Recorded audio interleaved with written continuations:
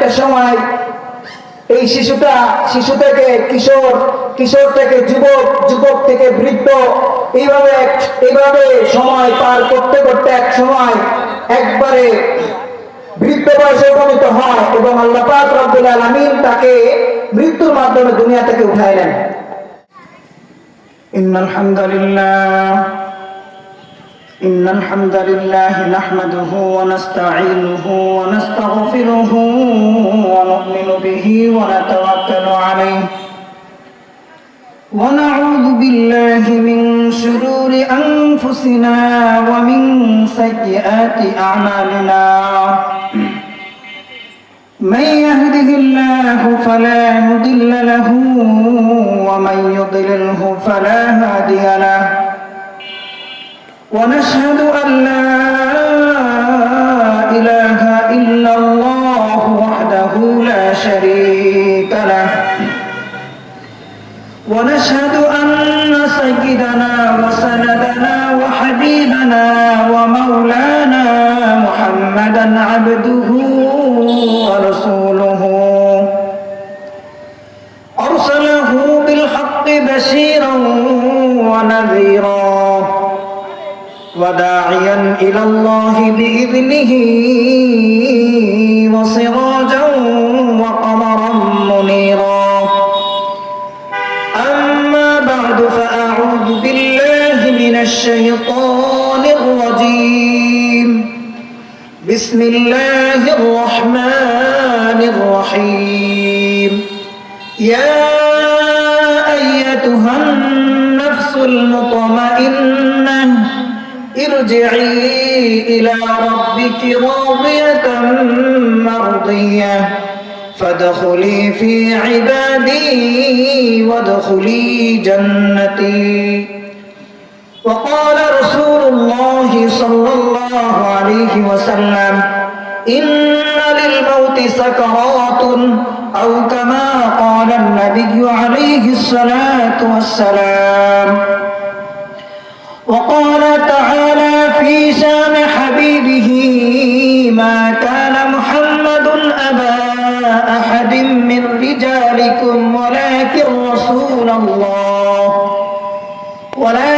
رسول الله وخاتم النبيين يا أيها الذين آمنوا صلوا عليه وسلموا تسليما شكرا محبة الشتى درود شريف পড়ি اللهم صل على محمد وعلى آل محمد كما صليت على إبراهيم وعلى آل إبراهيم إنك حميد مجيد اللهم بارك على محمد وعلى آل محمد كما باركت على إبراهيم وعلى آل إبراهيم إنك حميد مجيد আলহামদুলিল্লাহ জগদাল উত্তর বিশ্বাসপাড়া জামে মসজিদের উদ্যোগে এবং যুব সমাজের উদ্যোগে আজকের আয়োজিত বার্ষিক ওয়াজ মাহফিলের সম্মানিত সভাপতি, সম্মানিত প্রধান অতিথি, বিশেষ অতিথি এবং এলাকার সম্মানিত মুরাব্বিন ইকরাম সকলকে আমার পক্ষ থেকে আন্তরিক মুবারকবাদ জানাচ্ছি। সম্মানিত হাজিরিন, দীর্ঘ 1 মাস কষ্ট ক্লেশের পরে আল্লাহ পাক রব্বুল আলামিন আমাদেরকে এই জান্নাতের একটা বাগিচায় বসার জন্য তৌফিক দিয়েছেন।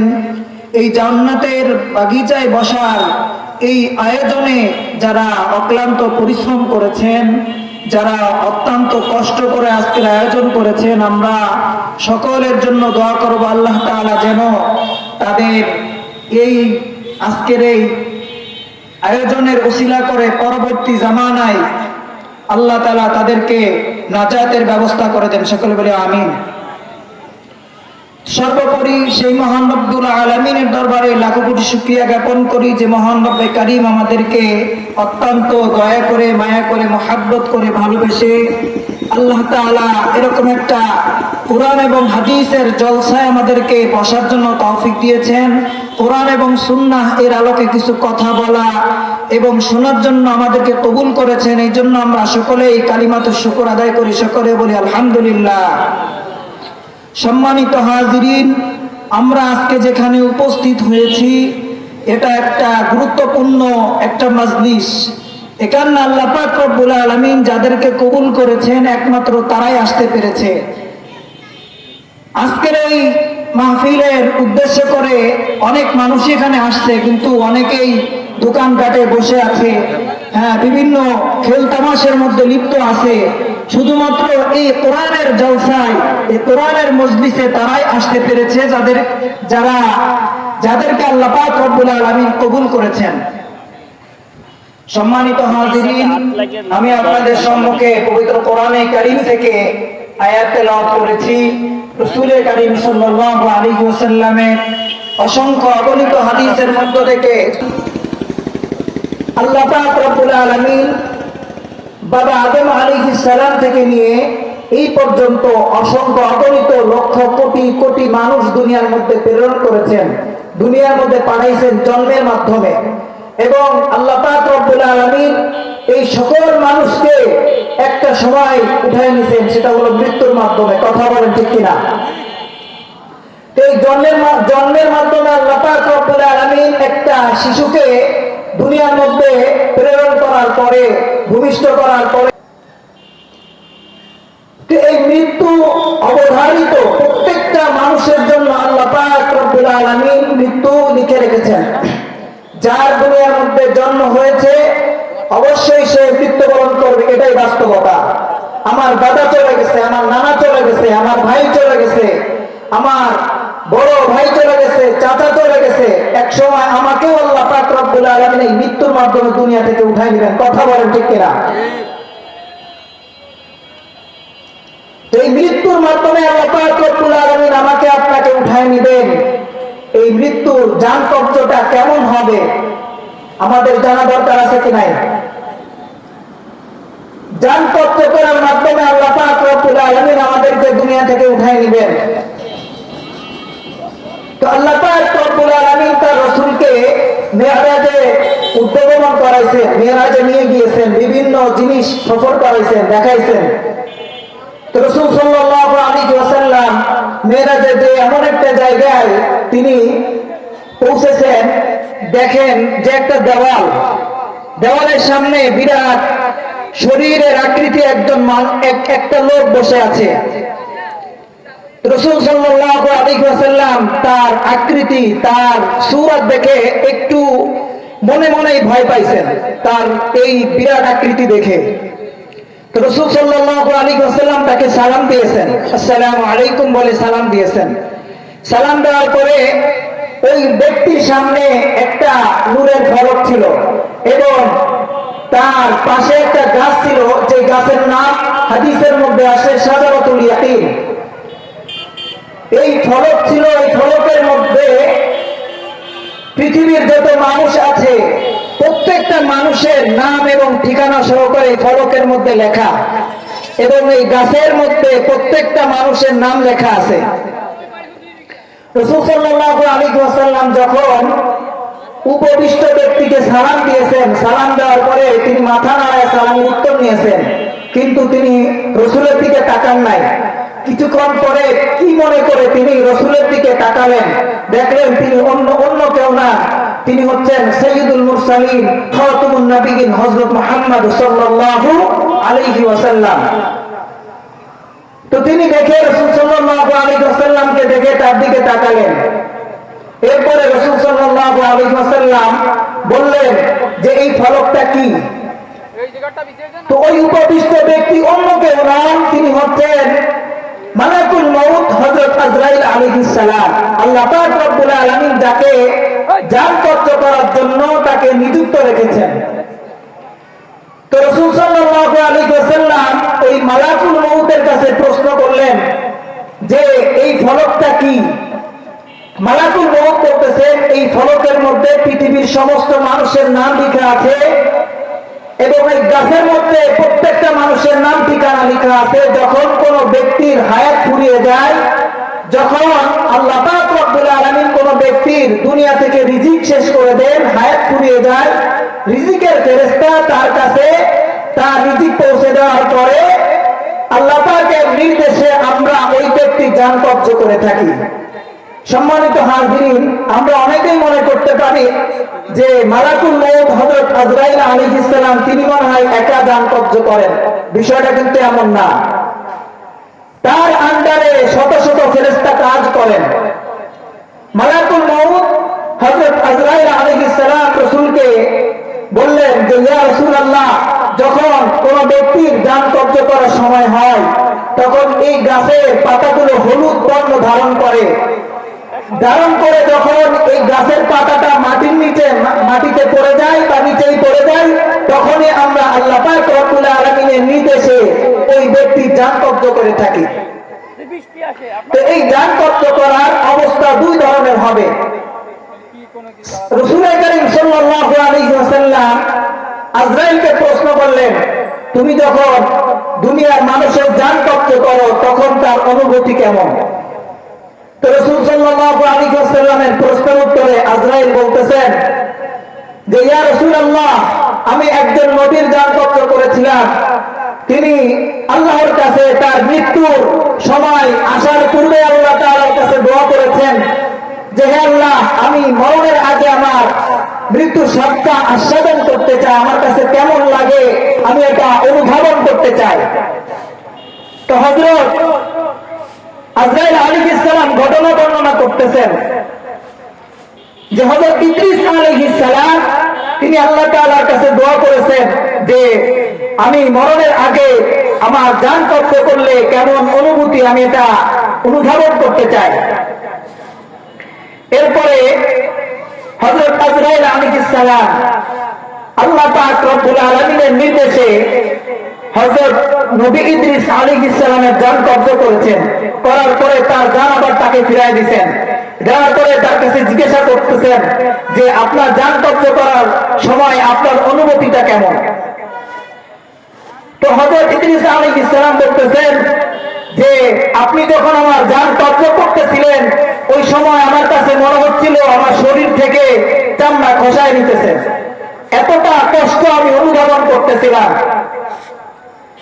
রাসূল সাল্লাল্লাহু আলাইহি ওয়াসাল্লাম এই কারগুজি শোনার পরে একটু ভীত সন্তুষ্ট হলেন, নিজের উম্মতের কথা ভাবতে লাগলেন, হায় আল্লাহ, হায় আফসোস, একজন নবীর যদি জান কবজ করা এত ভয়াবহ হয় তাহলে আমার উম্মতের কি অবস্থা হবে? ও মুসলমান ইমানদার আল্লাহর গোলাম, আমার দয়ার নবী, মায়ের নবী সর্বদাই উম্মতের জন্য কান্না করেছেন, উম্মতের ফিকির করেছেন। আমি আপনি যদি একটু খেয়াল দিয়ে শুনি তাহলে বুঝতে পারবো আমার দয়ার নবী, মায়ের নবী কতটা কষ্ট করেছেন আমার আপনার জন্য, দিন প্রতিষ্ঠা করার জন্য।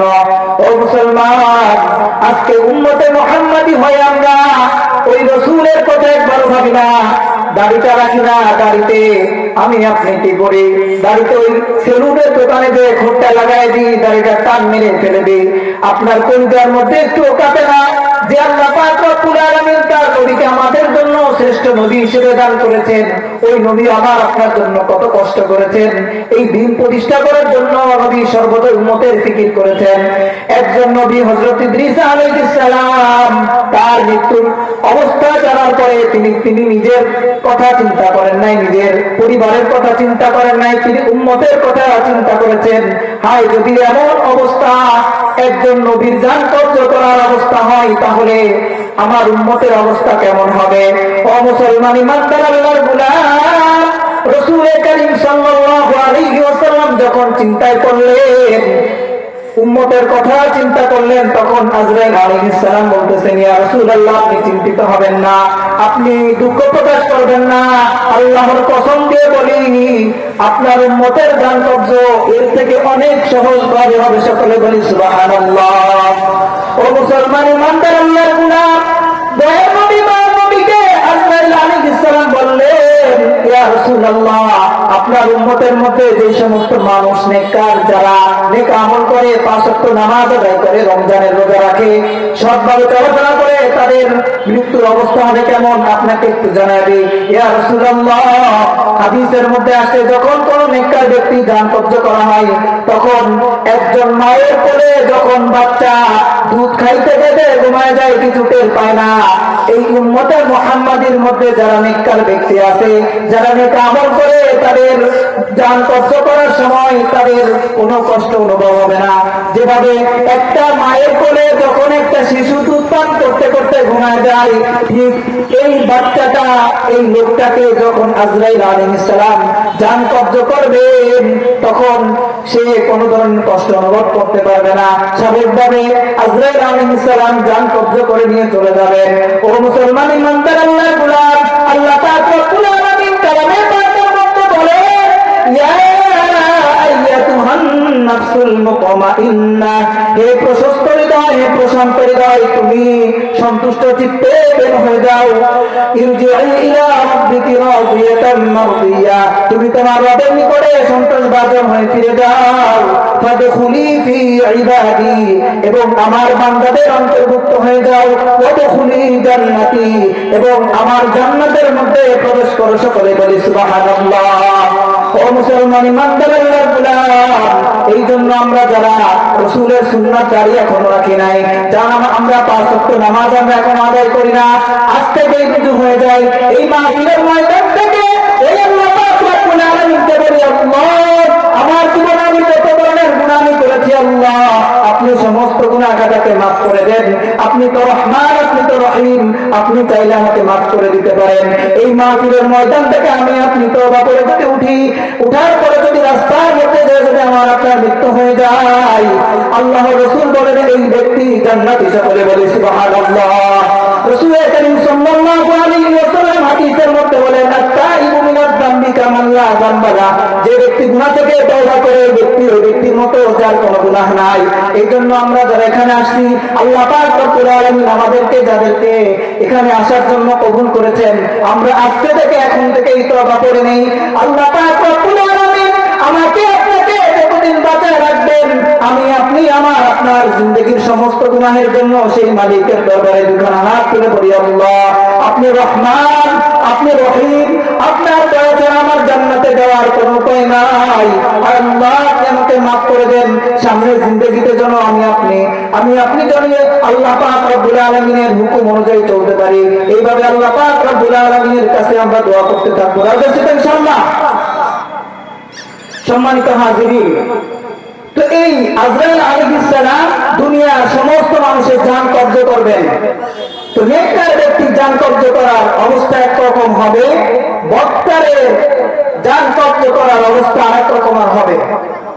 আল্লাহ পাক রব্বুল আলামিন নেককার ব্যক্তি জান কবজ করার ব্যাপারে কালামে পাকের মধ্যে আরো বলতেছেন। قال الله تعالى في كلامه المجيد وفي فرقانه الحميد، إن الذين قالوا ربنا الله ثم استقاموا تتنزل عليهم الملائكة ألا تخافوا ولا تحزنوا وابشروا بالجنة التي كنتم توعدون।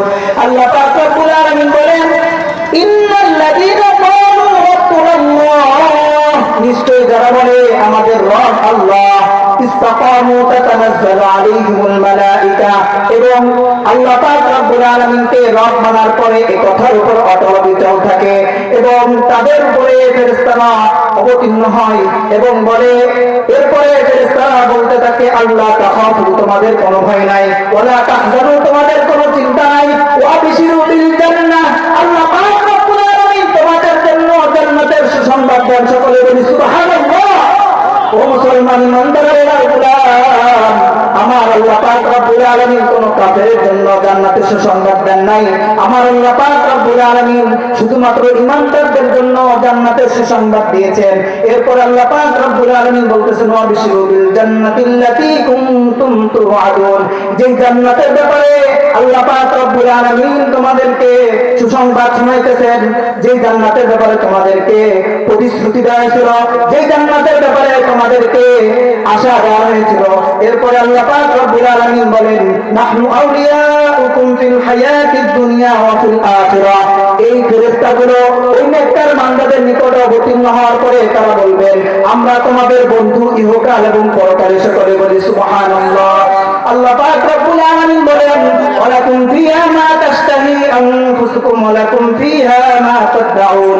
আর তোমাদেরকে এমন একটা জান্নাতের সুসংবাদ দেওয়া হবে, যে জান্নাতের মধ্যে তোমাদের মন যা চাই তোমরা তাই করতে পারবা।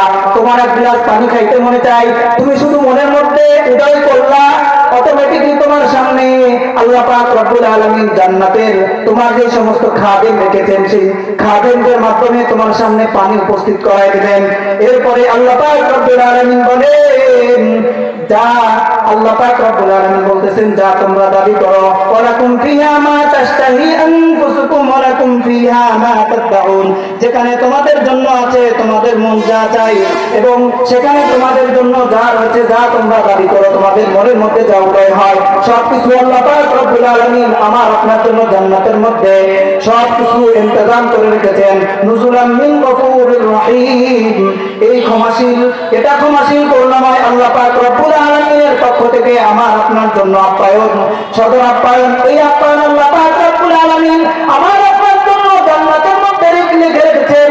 ও মুসলমান ইমানদার আল্লাহর গোলাম, আজকে আমরা দুনিয়ার মোহে পড়ে কত ধরনের খেল তামাশার মধ্যে লিপ্ত হচ্ছি। আমার আল্লাহ পাক রব্বুল আলামিন কালামে পাকের মধ্যে বলেন, ওয়াবুদু রাব্বাকুম, তোমরা তোমাদের রবের ইবাদত বندگی করো। অথচ আযান হয়ে যায়, দোকানঘাটের মানুষের ভিড় কমে না, ওই বাজারের মধ্যে ভিড় কমে না। বাজারের মধ্যে মসজিদ আছে, আমি আপনি যদি মনে চাই, আমি আপনি যদি মনে করি আযান দেওয়ার সঙ্গে সঙ্গে আমি আপনি মসজিদে গিয়ে 5 ওয়াক্ত নামাজ আদায় করব, তাহলে পারি। কথা বলেন ঠিক কিনা? তাইলে এই যে আল্লাহ পাক রব্বুল আলামিন যে এত নাজ নিয়ামত রেখেছেন, কার জন্য? আমাদের জন্য না? আমরা এক সময় জান্নাতে ছিলাম, আল্লাহ পাক রব্বুল আলামিন আমাকে আপনাকে সীমিত সময়ের জন্য দুনিয়ার মধ্যে পাঠাইছেন শুধুমাত্র পরীক্ষা করার জন্য। এটা হচ্ছে একটা পরীক্ষার স্থান। এই পরীক্ষার স্থানে আমরা এখন পরীক্ষা দিচ্ছি। ফল প্রকাশের দিন হলো কিয়ামতের দিন, আখিরাতের ময়দান, কিয়ামতের দিন আল্লাহ পাক রব্বুল আলামিন আমাদেরকে আমাদের ফল প্রকাশ করবেন। আমি আপনি যদি দুনিয়ার মধ্যে নেক আমল করে থাকি, তাহলে ওই পরপরে আল্লাহ পাক রব্বুল আলামিন নেক আমলের বদলা দিবেন। আর এই দুনিয়ার মধ্যে যদি আমি আপনি বদ আমল করে থাকি, আমি আপনি যদি খারাপ কাজের মধ্যে লিপ্ত থাকি, তাহলে কিয়ামতের ময়দানে বদ আমল ধরাই বলবে, উদখুলুন নার, তুমি জাহান্নামে প্রবেশ করো। ও মুসলমান ইমানদার আল্লাহর গোলাম, আমার আল্লাহ পাক রব্বুল আলামিন কত দয়াবান, কত দয়াশীল, একটু খেয়াল দিয়ে শুনবেন। আমি আপনি দুনিয়ার মধ্যে কত ধরনের খেল তামাশার মধ্যে লিপ্ত আছি। আমি আপনি মনে করতেছি হয়তোবা এই 5 ওয়াক্ত নামাজের মাধ্যমে আমি আপনি জান্নাতে চলে যেতে পারবো, রমজানের রোজার মাধ্যমে আমি আপনি জান্নাতে চলে যেতে পারবো, এই আমলের দ্বারা আমি আপনি জান্নাতের মধ্যে চলে যেতে পারবো। মুসলমান, কিয়ামতের ময়দানে এমন একটা অবস্থা হবে, একটা লোক সে আল্লাহ পাক রব্বুল আলামিন বলবেন দৌড় দাও, তখন ব্যক্তি বলার সঙ্গে সঙ্গে দৌড় দিবেন। আল্লাহ পাক রব্বুল আলামিন ব্যক্তিকে প্রশ্ন করবেন, তুমি কেন দৌড় দিলা? তখন এই ব্যক্তি আল্লাহ তাআলা এই প্রশ্নের উত্তরে বলবেন, আল্লাহ, আপনি আমাকে দুনিয়ার মধ্যে 40 বছর, 50 বছর, 60 বছর, 70 বছরের জিন্দেগি দান করেছেন, আমি আপনার একটা হুকুমও আমি আদায় করতে পারি নাই, আজকে আপনি বলছেন দৌড় দিতে, আমি দৌড় দিছি। তখন ওই ব্যক্তি বলবে, আপনার হুকুম পালনার্থে আমি দৌড় দিয়েছি।